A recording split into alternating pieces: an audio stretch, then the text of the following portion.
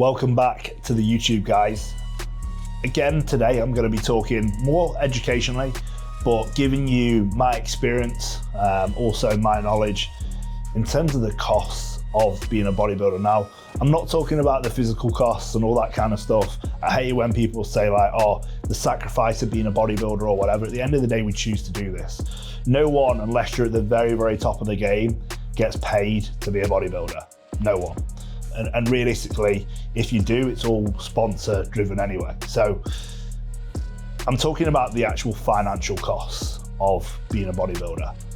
Now, there's numerous different costs, which I'm going to go through one by one and break those down. But I think it's important for people to understand if they want to go into the bodybuilding realm and they want to become a high level athlete, whether that be men's physique, whether that be classic bodybuilding, no matter whatever class that it is, you're going to need to fork out probably a little bit of money to do that, depending on what standard and what level you want to compete at. So first and foremost, break it down. What are the basic costs that we have as a bodybuilder? Number one is food. So we look at food, and quality nutrition as a bodybuilder is so important. I cannot stress enough how important it is to get good quality nutrition in, and that's gonna cost.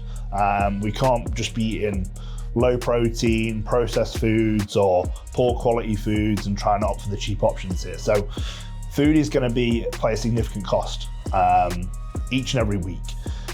Now, it depends, obviously, where you get your food from. If you get it from Waitrose, it's going to cost a lot more than if you get it from, say, Aldi. Now, I'm going to talk about averages here, what I feel is probably the average cost of what it's going to cost for most bodybuilders, and I'm talking sort of men's physique, classic physique, open bodybuilders. I'm going to give you a range of what I believe that to be. Now, you're looking at a weekly food shop as a bodybuilder, it's probably going to be around, on average, per person, 80 quid a week on average. And that's realistically if you're shopping at like Aldi or something like that. It could be upwards of even £100 and beyond. If you're an open bodybuilder, this could sometimes maybe even push to 125 plus, maybe even 150 if you're doing, say, like a Tesco shop or a Waitrose shop and you're a big open bodybuilder. Like, it can push it up to as much as that. So that is the first cost of the bodybuilder. We look at the food side of things. Second thing, gym. Now, as a bodybuilder, of course, we need to train out of a gym. And unless we're lucky enough to have a gym sponsor us and say, you can train at my gym for free, or you own a gym, you're gonna have to pay a gym membership. And I just, as an average, this is as well, like, it depends what gym you train at. Now, there's gyms probably in the US, there's definitely gyms in Dubai, like the Noose, where you probably got to pay upwards of around £200 a month. Now, if you're down south in London, if you want a decent gym, you might have to pay upwards of maybe £100 a month plus. But realistically, on an average scale, I think in the UK in particular, you're probably going to be paying for a decent gym that's got good quality kit and is a good environment to train in, around 50 quid a month. Realistically, you could probably get cheaper than that, but that's around sort of the range that you'd be talking. 40 to 50 quid a month is probably going to get you a real high quality, decent bodybuilding gym. So gym membership, we touched upon that now. So that's a monthly recurring cost as well. Thirdly, health supplementation.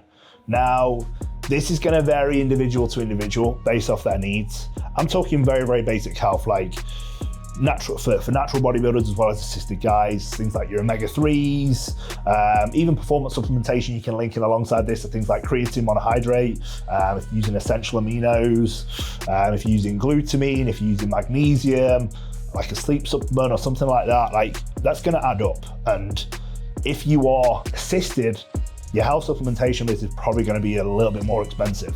And you break it down, I think, from a minimalistic standpoint, you're talking probably minimum wise, £80 a month.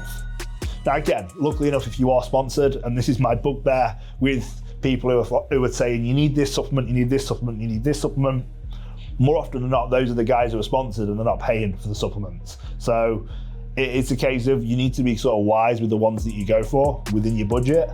But yeah, you're talking again, another hefty monthly expense, which is going to be on health supplements.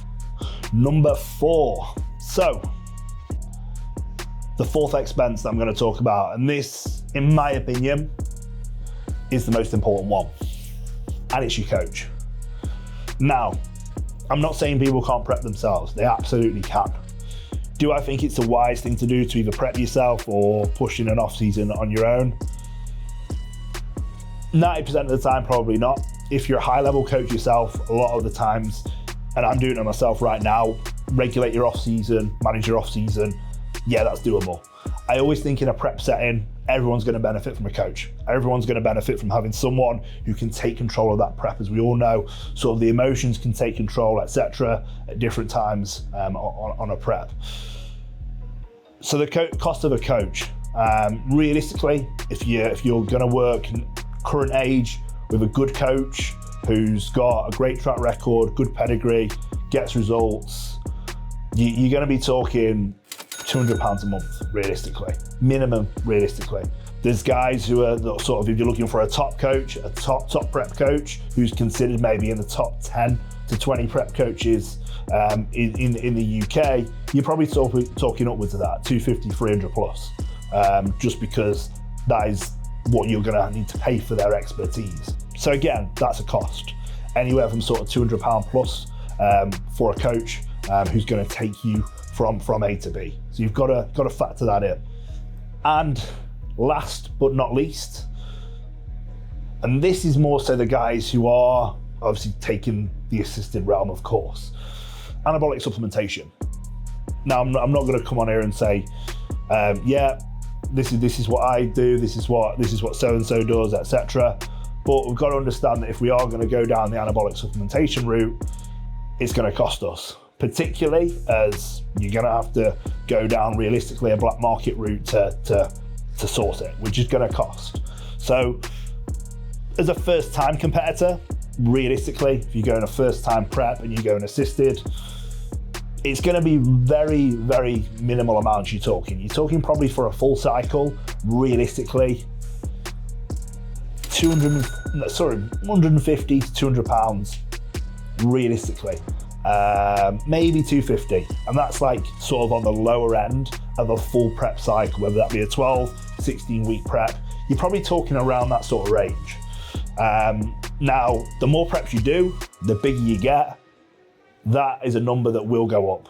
So like, you will require more stuff to continue to allow you, yes, to aid muscle growth if you can on a prep, but equally so, the more muscle you have and the more you've used in the past, realistically, the more to a certain level, you're probably gonna have to use again.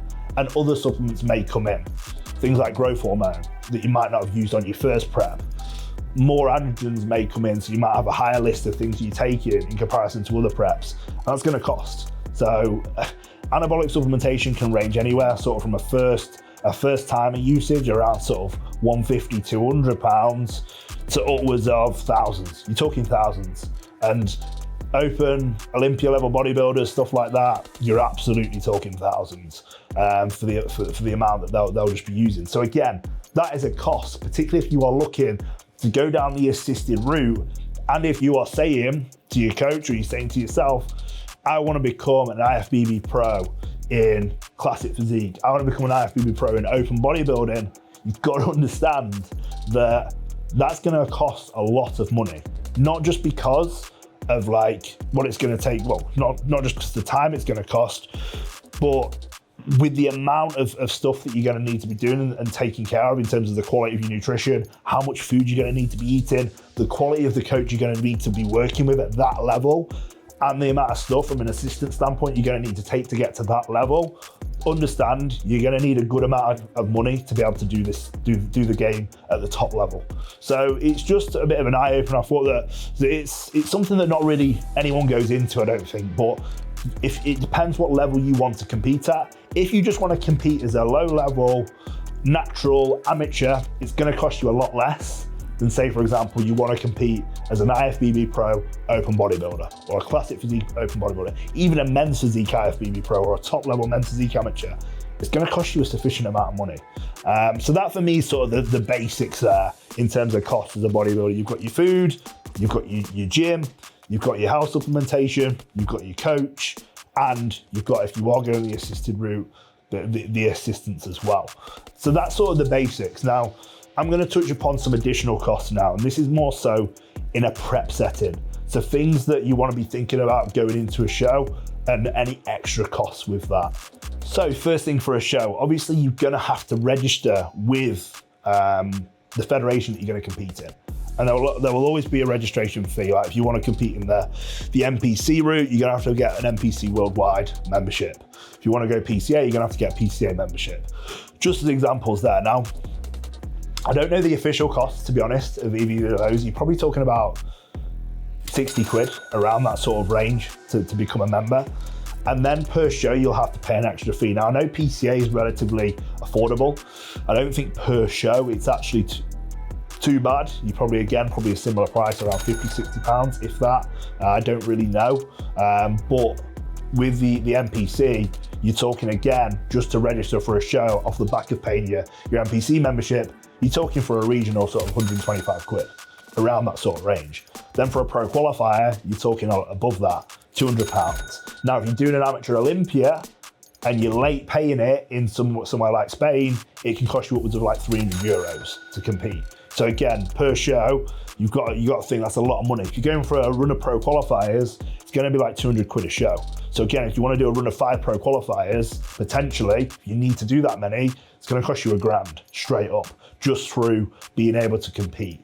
And that's obviously on top of your membership with the federation and the NPC. So just be aware of that. That's going to be a cost that you're gonna have to make. Now, alongside registration and all that kind of stuff, you're gonna have your TAN.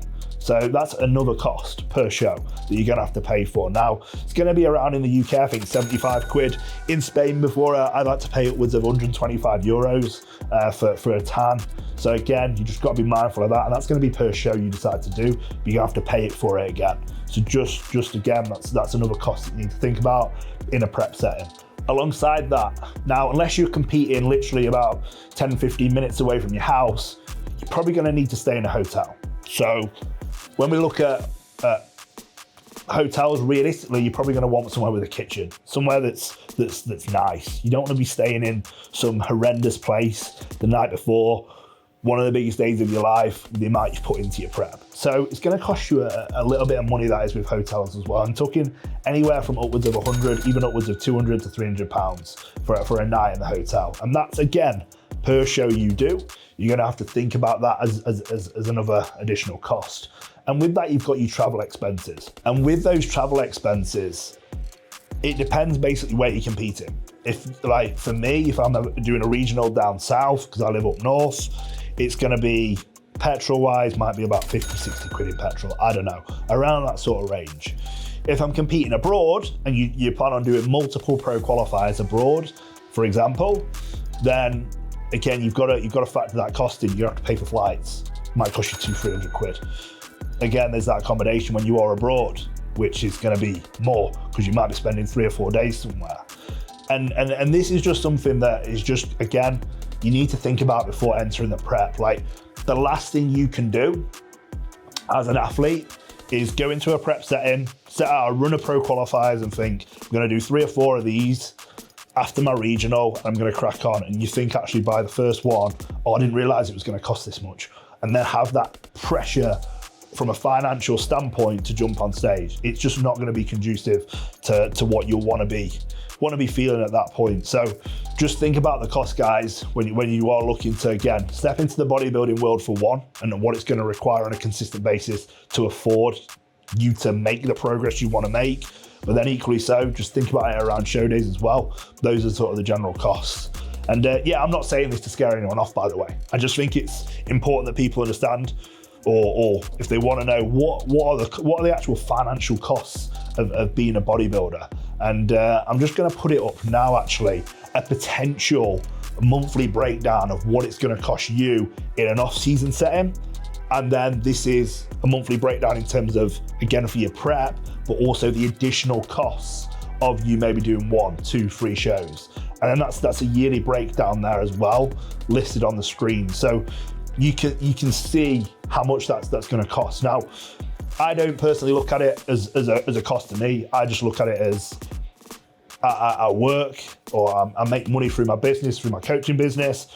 Right, with that money, I want to do something I enjoy, and bodybuilding is something I enjoy, so it's invested in that. Like, I don't look at it as like cost this, cost that. I look at it as an investment for my enjoyment and me to do what I want to do with my life. So it's not looking at it from that standpoint. But I hope this answers a lot of anyone's questions they may have. How much is it going to cost if you want to properly go down this bodybuilding route and bodybuilding world? I'll give you some examples there, guys. And yeah, like I said, I hope you can take a lot of good points from this video. Thank you for watching as always. Tune in for the next one. Still plenty more content planned for the channel, plenty more content. So just make sure that when they do come out, obviously, all you guys subscribing, make sure you watch and like, just so you can help obviously grow the channel. So thanks for watching again.